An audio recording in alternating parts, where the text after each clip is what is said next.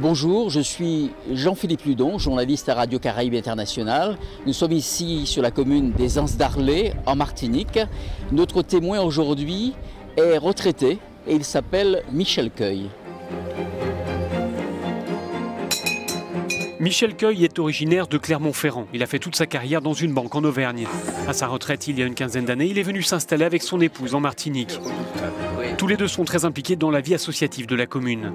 Même loin de l'Hexagone, Michel suit de près la politique nationale. Pour autant, il admet que là, pour cette élection, il a bien du mal à faire son choix.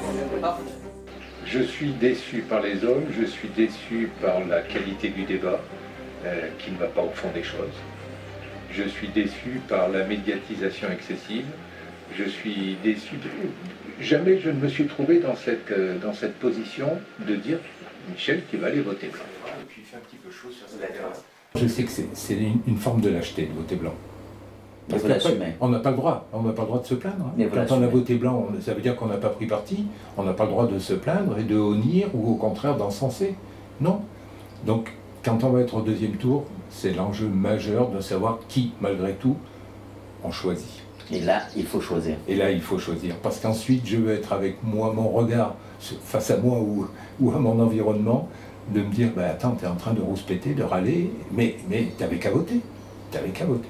Donc au deuxième tour, je trancherai. Mais au premier tour, non, je ne vais pas trancher. Entre cette magma-là, je ne vais pas trancher. Vous souhaiteriez qu'on parle plus de l'outre-mer? On peut parler beaucoup de l'outre-mer, mais l'important, c'est de savoir ce qu'on fait derrière.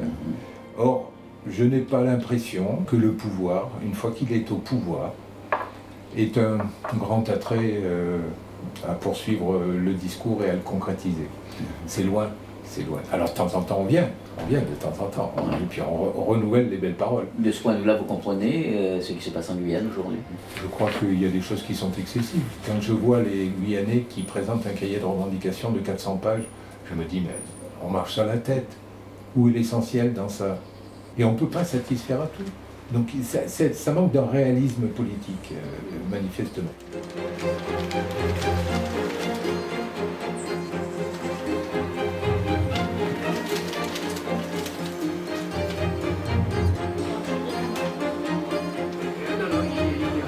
Et la police, il interdit à tout le monde de venir chez nous.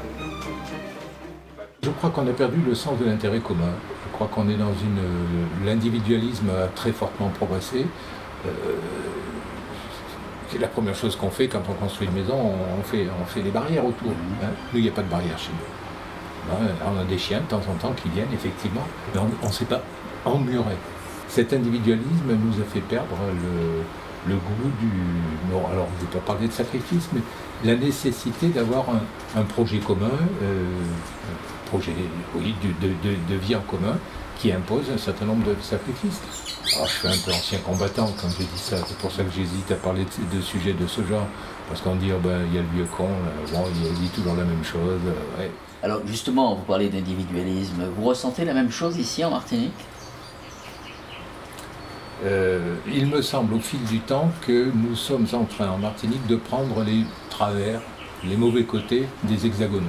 Et que de plus en plus il y a ce repli sur un peu comme dans l'hexagone, l'individualisme qui prend le dessus. Il me semble, je peux me tromper bien sûr, toujours.